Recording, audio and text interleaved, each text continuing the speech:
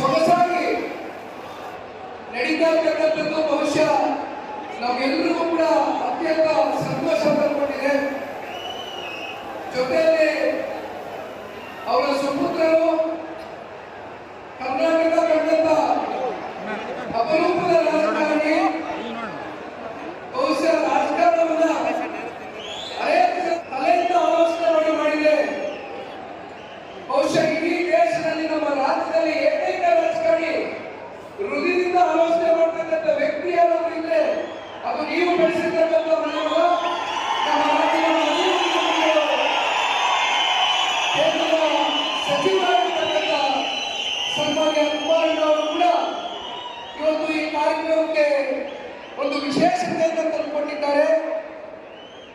ಹಾಸನ ಜಿಲ್ಲೆಯ ಅಭಿವೃದ್ಧಿಯ ಹರಿಕಾರರು, ಅಭಿವೃದ್ಧಿಯ ಧ್ಯೇಯ, ಹಾಸನ ಜಿಲ್ಲೆಯ ಅಭಿವೃದ್ಧಿಯ ದೃಷ್ಟಿಯ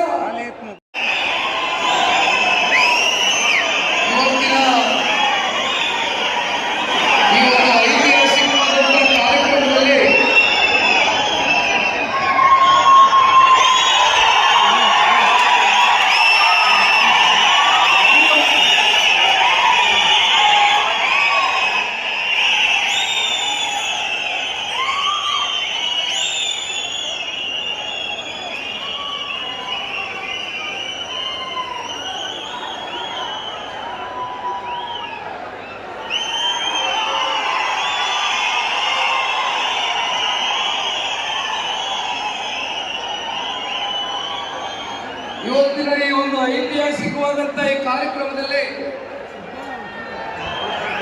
ಜನರ